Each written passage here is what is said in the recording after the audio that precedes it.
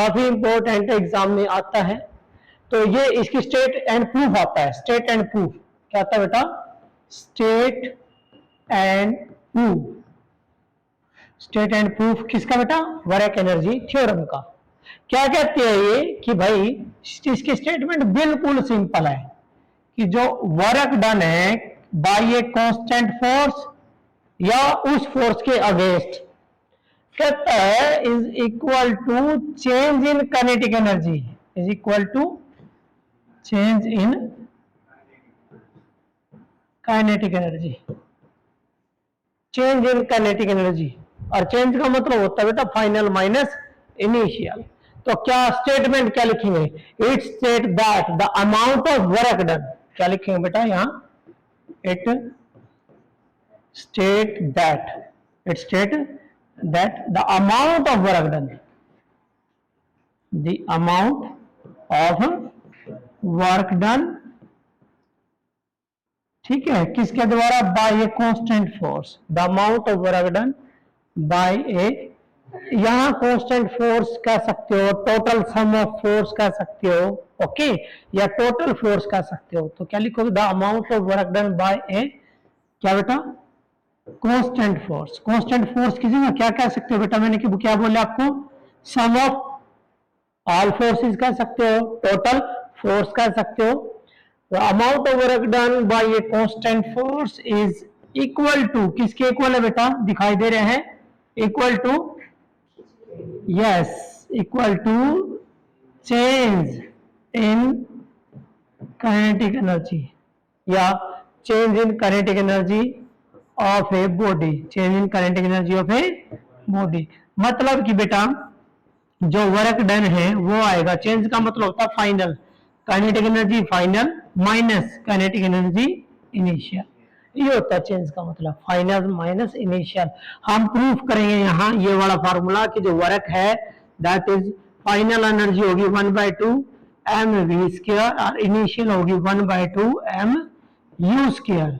आप ये कह सकते हो कि 1/2 m कॉमन ले लिया, क्या रह गया हमारे पास? v² माइनस u² रह गया।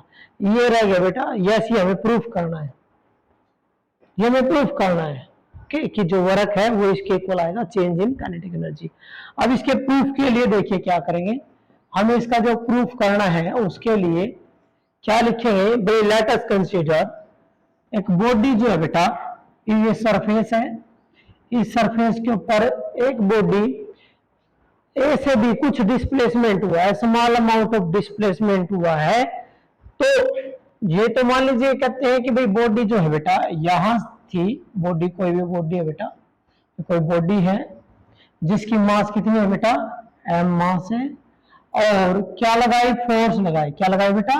जब हम फोर्स लगाएंगे, ये फ्रिक्शन लेस है, फ्रिक्शन नहीं है, ओके, फ्रिक्शन सरफेस फ्रिक्शन नहीं है।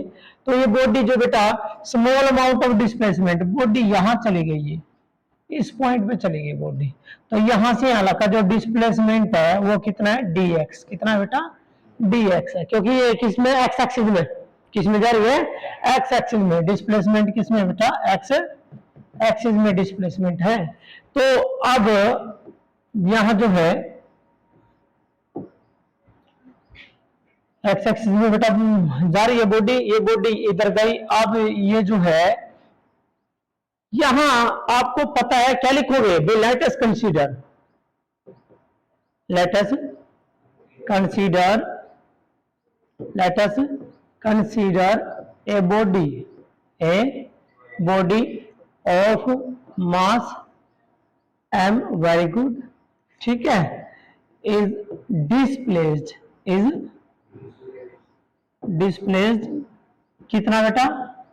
Displaced by small displacement, small mean कितना है? dx। तो अमाउंट ऑफ वर्क डन क्या होगा? स्मॉल होगा। बस स्मॉल वर्क, छोटे दूरी के लिए वर्क क्या होगा? छोटा होगा, स्मॉल। और स्मॉल किससे लिखा जाता है बेटा? d से, dw, ओके। तो देयर इज ए क्या होगा? There is small amount of work done, there is a small amount of work done भाई, यहाँ small amount of work done होगा, और जो small amount of work done होगा वो है, क्या लिखोगे, DW इज इक्वल टू, आपके पास आया F डॉट dx, यही पढ़ रखा, F डॉट, फोर्स भी इधर हो रहा है, डिस्प्लेसमेंट भी उधर हो रहा है, एंगल कितना है, 0, बेटा फोर्स भी इधर है और बॉडी भी इधर जा रही है, तो एंगल क्या है, 0 है।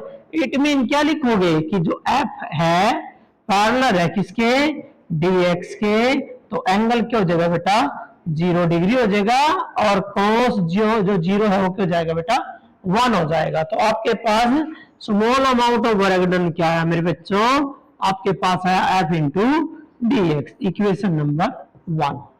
ओके, कौन सा फोर्स है, कांस्टेंट, कौन सा फोर्स है, कांस्टेंट। तो बेटा ये फोर्स कांस्टेंट है, तो आप सभी को पता है कि जो फोर्स है, फोर्स बराबर क्या होता है, m इंटू ए, और बेटा जो एक्सेलरेशन है वो क्या होता है, dv by dt, rate of change of velocity. अरे rate of change of velocity क्या होता है, एक्सेलरेशन। तो बेटा अब फोर्स की वैल्यू पुट कर दो, तो वो इक्वेशन 1 जो है, इक्वेशन 1 जो है बेटा वो चेंज हो जाएगी, बिकम चेंज हो जाएगी, क्या आएगी, small amount of work done is equal to F की value m dv by dt, into में क्या था, dx था, इंटू में dx था। मेरे बच्चों मैं क्या कर लेता हूं, देखो ध्यान से बेटा, m dv मैं इंटू में कर लेता हूं dx बाय dt, कोई फर्क तो नहीं पड़ा, मैं dt ने इसके नीचे ले आऊं, इस dt ने मैं इसके नीचे ले जाऊं, कोई फर्क तो नहीं पड़ा, क्योंकि dt तो है ही नीचे है, लेकिन हम इसके नीचे ले गए तो हमें पता है ये क्या बन गया, rate of change of displacement, velocity. अरे बेटा ये क्या बन गया, ये क्या बन गया, वेलोसिटी बन गया, rate of change of displacement. तो आपके पास आया small amount of work done is equal to m नुकानू यो dv, अरे ये क्या आ गया आपका गुणा v आ गया। अच्छा dx इंटू x, तो पहले क्या लिखोगे, x इंटू dx, तो ये क्या आएगा, v पहले आएगा, तो आपको small amount of work done क्या बनेगा, small amount of work done बनेगा आपका m v इंटू dv। तो ये इक्वेशन आ गया आपकी नंबर 2, क्या है बेटा, इक्वेशन नंबर 2।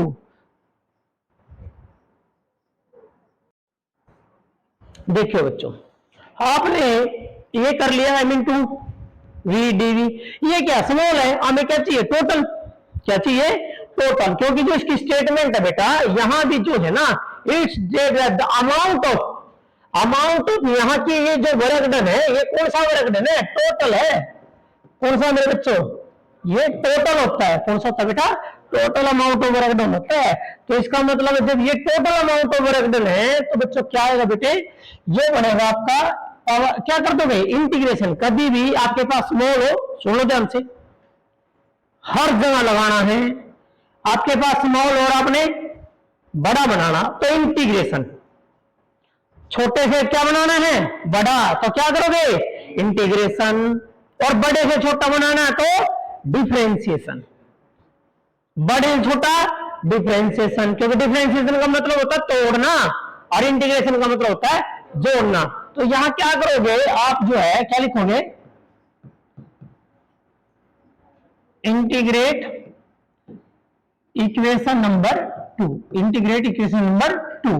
बेटा इक्वेशन 2 को इंटीग्रेट कर दीजिए, अमाउंट ऑफ वर्क डन का इंटीग्रेशन, और यहां एम वी इंटू डीवी का इंटीग्रेशन। वेलोसिटी कहां से कहां गई, यू से वी, इनिशियल कौन हो रहा है, यू, फाइनल कौन हो रहा है, वी। तो ये क्या बन जाएगा बेटा, यू जो आएगा ये बनेगा टोटल वर्क, क्या बनेगा, ये टोटल वर्क बन जाएगा, that is the total amount of work done.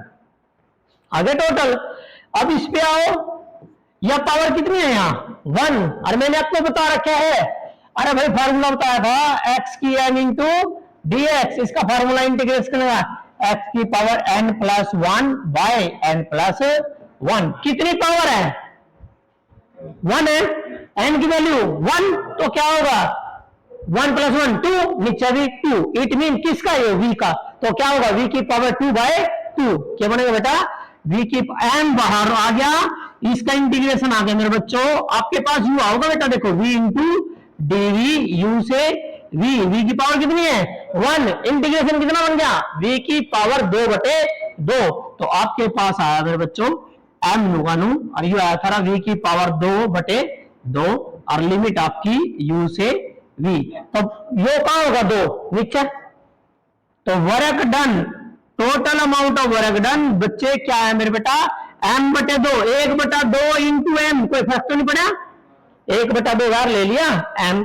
इब इस v की जगह पहले v का क्या पुट करोगे, v अपर लिमिट, पहले ऊपर लिमिट पुट करते हैं माइनस लोअर लिमिट, v की जगह क्या करोगे v, तो v का स्क्वायर, क्या है बेटा v का स्क्वायर माइनस इस v की जगह u, तो u का स्क्वायर। इन्हें खोल लोगे बेटा जब इन्हें आप ओपन बिल्कुल एक्सप्लेन करोगे, अलग अलग करोगे, तो यू आओगा 1/2 m v का स्क्वायर माइनस 1/2 m u का स्क्वायर, एंड दैट इज, ये कौन सी एनर्जी है, काइनेटिक एनर्जी, ये काइनेटिक एनर्जी है फाइनल माइनस ये काइनेटिक एनर्जी आपकी इनिशियल, तो that is the amount of work, क्या है बेटा अमाउंट ऑफ वर्क। ये स्टेटमेंट थी आपकी और ये इसका प्रूफ है, क्या था, amount of work done by the net force या sum of all the forces is equal to change in kinetic energy. 3 number का होगा, डेफिनेट होगा, इंपॉर्टेंट है, इसका न्यूमेरिकल भी आता है, कर दोगे। u क्या है इनिशियल, v क्या है फाइनल और m क्या है मास, क्लियर है बेटा।